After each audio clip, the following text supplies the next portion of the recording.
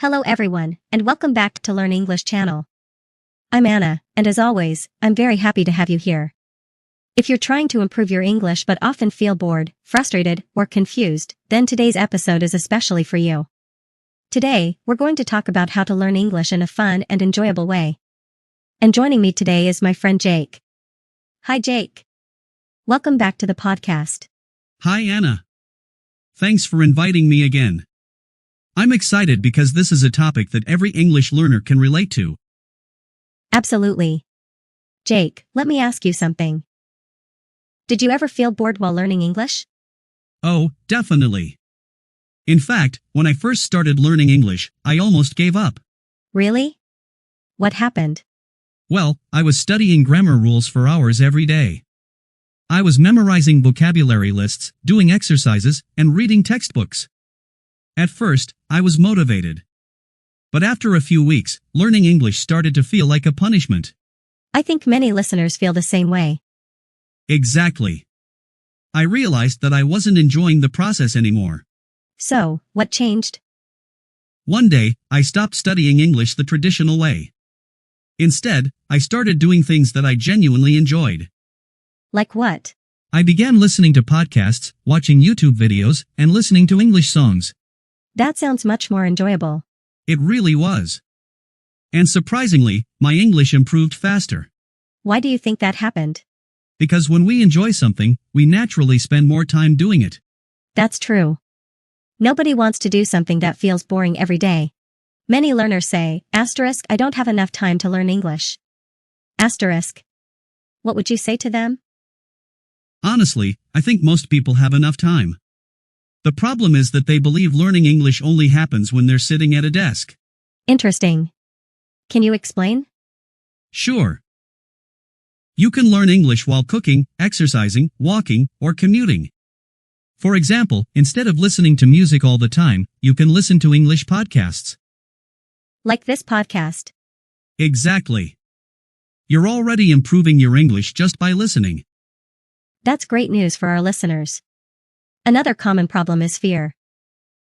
Many people understand English, but they're afraid to speak. Why do you think that happens? Because people are afraid of making mistakes. I agree. But mistakes are a natural part of learning. Think about children. They make thousands of mistakes while learning their first language. That's a very good point. Nobody becomes fluent without making mistakes. In fact, mistakes are proof that you're learning. I love that idea. So, Jake, what advice would you give to someone who wants to speak English fluently?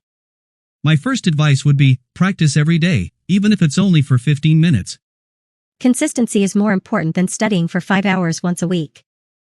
Absolutely. Small daily practice creates long-term results. What should learners practice every day? I recommend 4 simple activities. Let's hear them. First, listen to English every day. Second, read something in English. Third, speak English out loud.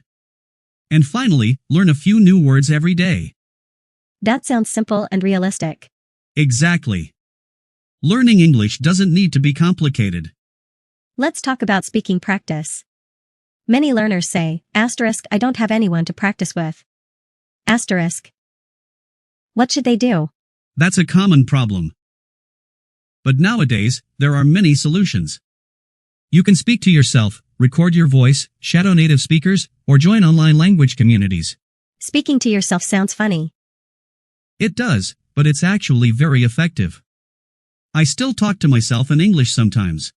Really? Yes. I describe what I'm doing, express my opinions, or talk about my plans for the day. That's a great idea. Social media can also be useful for learning English, right? Definitely, if you use it wisely. What do you mean? Follow English learning channels, watch educational videos, and interact with English content. But avoid spending hours scrolling without learning anything. That's excellent advice. Before we finish, I'd like to ask you one final question. If you could give only one piece of advice to English learners, what would it be? I would say this. Don't study English only to pass exams.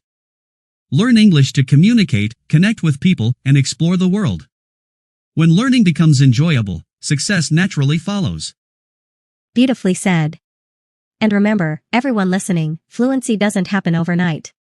Be patient with yourself, enjoy the journey, and keep practicing. Thank you so much for joining us today, Jake. Thank you, Anna. It was great being here. And thank you to all our listeners. If you enjoyed today's episode, don't forget to follow Learn English channel for more real English conversations. Keep listening, keep learning, and most importantly, have fun while learning English. We'll see you in the next episode. Take care, everyone. Goodbye.